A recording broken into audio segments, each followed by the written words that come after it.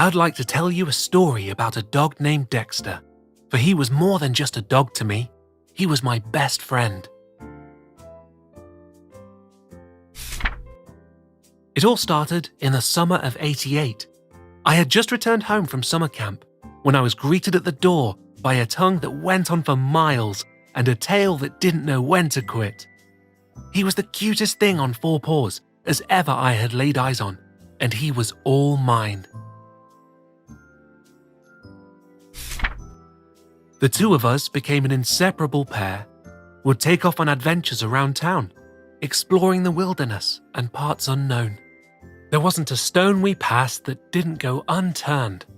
I'd show him how to fish down by the local quarry. He'd show me how to hunt for squirrels, which, by the way, is much harder than it looks. Together we'd play and carry on. We were like two peas in a pod. Life was good. Now, of course, times weren't always so perfect. Like that time Dexter chased the mailman around the block and stole his sack of mail. We never did find out what happened, as it was never seen again.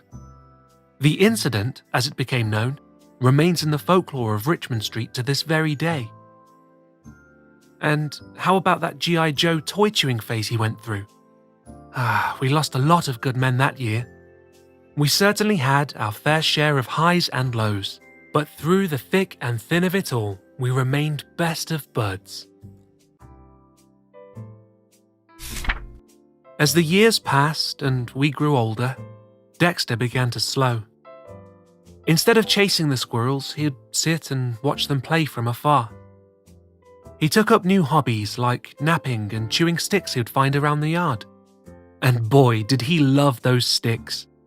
When he finished his way through the sticks in our yard, he'd roam the neighborhood scavenging sticks from wherever he could find them.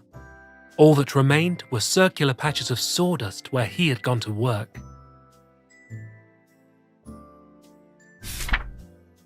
At night, we'd lay in bed and watch TV. He'd curl up alongside me and use my lap for which to rest his head. He'd stare up at me with heavy eyes slowly drifting off as I'd rub his belly. He always felt safe, secure and loved when by my side. As did I. Then, a day came that no one could have ever prepared me for.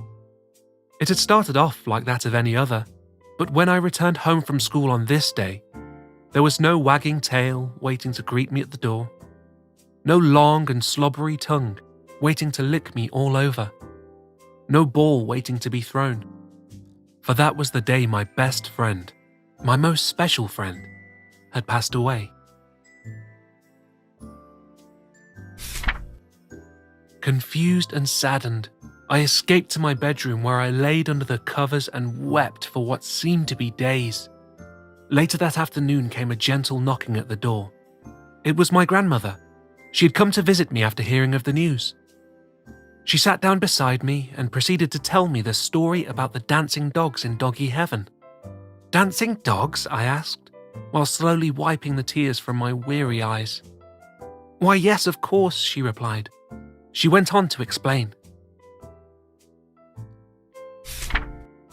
See, once a dog leaves this world for heaven above, they must first pass through the pearly white gates, guarded by its keeper, Saint Bernard. Patrons seeking passage are asked but two questions. Have you found joy in your life? And has your life brought joy to others? Those true of heart are permitted to pass, she explained. On the other side of the gates lies a grand spectacle of dance and celebration, the likes of which you could only imagine. Dogs leaping through the clouds, twirling and spinning, paws frolicking along the enchanted rainbows overhead. A seemingly endless supply of sticks, as far as the eye can see. Truly a paradise in which a dog could revel. So, you see, the ending of one life is merely the beginning of another. Know that he's up there, having the grandest of times. And while he certainly misses you, he'd want you to smile for him. Years later, I still think back on those sage words of my grandmother.